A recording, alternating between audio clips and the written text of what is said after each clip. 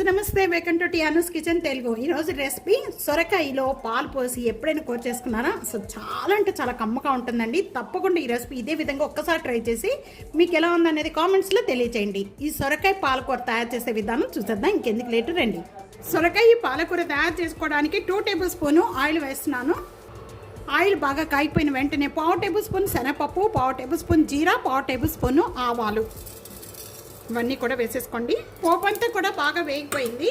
పోపు బాగా వేగిపోయిన వెంటనే కూడా ఒక్క ఎండుమిర్చి, ఒక్క ఉల్లిపాయ, 2 పచ్చిమిర్చి చిన్న చిన్న పీసెస్గా కట్ చేసినవి వేస్తున్నాను. పాటే కొద్దిగా ఒక రెమ్మ కరివేపాకు, టేస్ట్కి సరిపడా సాల్ట్.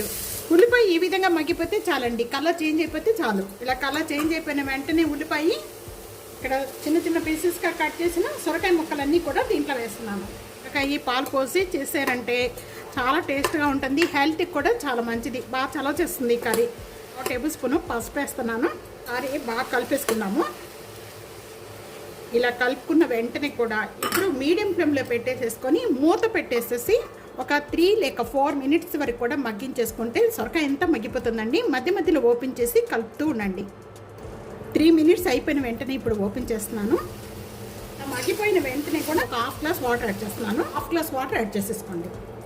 ఇక్కడ లేతగా ఉంది కాబట్టి నేను ఇక్కడ 1/2 గ్లాస్ వాటర్ యాడ్ చేస్తున్నాను. బాగా ముదురుగా ఉందనుకోండి సొరకాయ 1 గ్లాస్ వాటర్ పడుతుంది. ఇప్పుడు పెట్టేసేసుకొని ఇదంతా మళ్ళీ మూత పెట్టేసేసుకొని మగ్గించేస్తున్నాం. ఇప్పుడు ఓపెన్ చేద్దాం.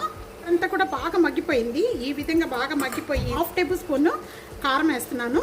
ఎందుకంటే ఇక్కడ నేను పచ్చిమిర్చి ఎక్కువ తీసుకున్నాను కాబట్టి కారం తక్కువగా తీసుకుంటున్నానండి. మగ్గిపోయిన వెంటనే ఇప్పుడు మనం పాలు పోసేసుకుందాం.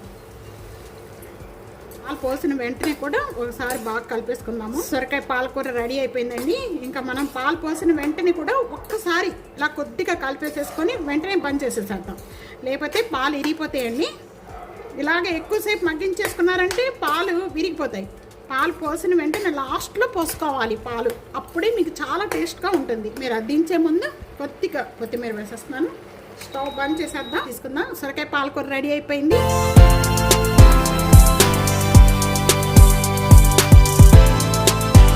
ఈ రెసిపీ ఇదే విధంగా ట్రై చేయండి. ట్రై చేసి మీకు ఎలా ఉందనేది కామెంట్స్లో తెలియచేయండి. వీడియో నలుగురికి షేర్ చేయండి. ఎలా ఉందనేది తయారు చేసి నాకు కామెంట్స్లో మొత్తం తప్పకుండా తెలియచేయండి ఫ్రెండ్స్. చాలా అంటే చాలా టేస్ట్గా ఉంటుంది. టియానూస్ కిచెన్ సబ్స్క్రైబ్ చేసుకోవడం మర్చిపోవద్దు. Thank you for watching. Next వీడియోలో మళ్ళీ కలుద్దాం. అంతవరకు సెలవు. బాయ్.